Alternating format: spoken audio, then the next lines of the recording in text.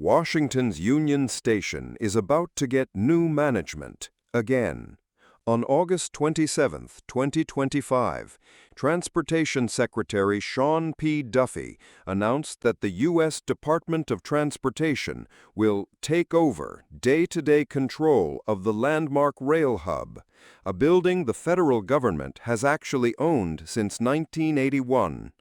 Why now?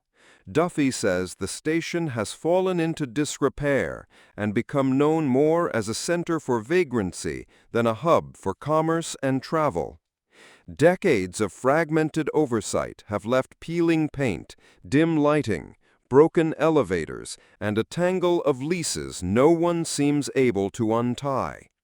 The secretary framed the move as part of a broader White House effort to make D.C. safe and beautiful, which has already brought stepped-up policing and National Guard patrols to the station's marble halls. Here's how Union Station ended up in this situation and what may change next. Opened in 1907, Union Station is both a Beaux Arts showpiece and Amtrak's second busiest stop, welcoming roughly 5.6 million train passengers and tens of millions of visitors each year. To save the crumbling structure in 1981, Congress passed the Union Station Redevelopment Act, transferring ownership to the DOT. Not wanting to run a shopping mall, the DOT leased operations to a nonprofit, the Union Station Redevelopment Corporation, USRC, which in turn subleased retail space to private developers. Revenue never matched maintenance needs, and the building slipped into decline. In July 2024, Amtrak, frustrated by leaky roofs and deserted storefronts greeting its passengers, used eminent domain to seize the station's commercial lease from a private developer. The railroad settled the matter this February for $505 million, planning to revive the retail mix while handling trains as usual. Less than a year later, Secretary Duffy says that arrangement still leaves too many middlemen. Under his new plan, Amtrak will keep running trains and passenger services. The DOT, partnering directly with the USRC, will manage all retail and commercial space, collecting rent, picking tenants, and deciding how revenue is spent. The goal is simple: pour shop and restaurant income straight into sorely needed upgrades, new elevators, brighter lighting, tighter security, even a new roof, without layers of outside landlords taking a cut. Amtrak President Roger Harris publicly welcomed the extra focus and funding, noting the railroad has already begun cleaning and repairing the concourse. Critics, however, see the takeover as another example of the Trump administration flexing federal muscle over the district. Some point out the irony. Republicans who blasted Amtrak's immense domain move last year now support an even heavier federal hand. Formal paperwork to cement the new management structure is expected in September. If all goes as the DOT intends, visitors should eventually see fewer vacant storefronts, faster repairs, and a station that once again feels like the capital's front door rather than its waiting room. After 4 decades of ownership and a revolving door of managers, the federal government is betting it can finally give Union Station the consistent oversight and the facelift it needs. Whether this latest reboot sticks will be clear in the shine of the brass railings and the bustle of travelers under that soaring coffered ceiling. For now, the country's most famous train station has one more chance to get back on track.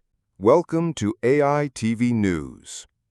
On Monday, August 25, 2025, a towering wall of dust swept across Metro Phoenix, turning day into night, knocking out power to tens of thousands and bringing road and air traffic to a standstill.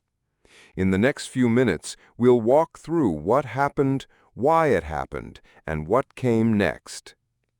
It started early Monday afternoon when thunderstorms southeast of Phoenix collapsed. The sinking, rapidly spreading air they produced raced over the desert floor, scooping up loose sand and dust. Near Arizona City, about 60 miles from downtown Phoenix, those winds built a rolling, reddish-brown wall called a haboob. Moving quickly, it swallowed communities one after another. People in Chandler, Tempe, Scottsdale, and Gilbert watched daylight vanish in seconds. Visibility dropped to almost zero. Driver Bernae Boykin-Heitzman, on the road with her 2 young children, pulled over as their car was engulfed. "I couldn't see my hand in front of my face," she recalled, while wind rocked the vehicle for 15 tense minutes. The National Weather Service urged motorists to pull aside, stay alive. The dust was only the opening act.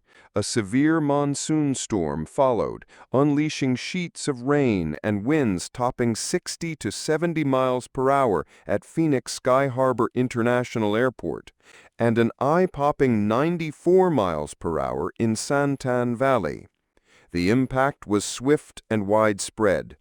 At the peak of the outage, more than 60,000 customers statewide were without electricity, about 48,000 of them in Maricopa County, according to Salt River Project and Arizona Public Service. Downed trees and power lines blocked streets, and traffic lights went dark across several cities. Air travel ground to a halt. Sky Harbor ordered a 1-hour ground stop. By evening, more than 200 flights were delayed, and some were diverted. High winds shredded a connector bridge and caused roof leaks inside passenger areas. So what exactly is a haboob?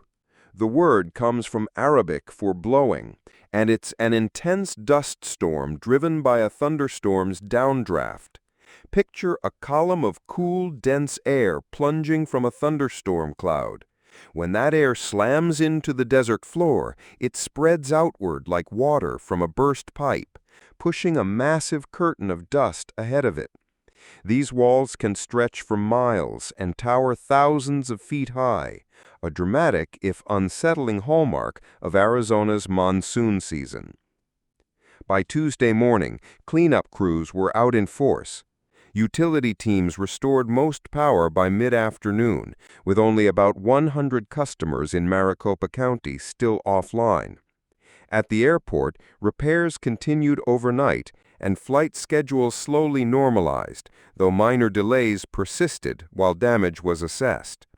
Across the valley, residents tackled fallen trees, damaged roofs, and layers of fine dust that coated everything from cars to kitchen counters.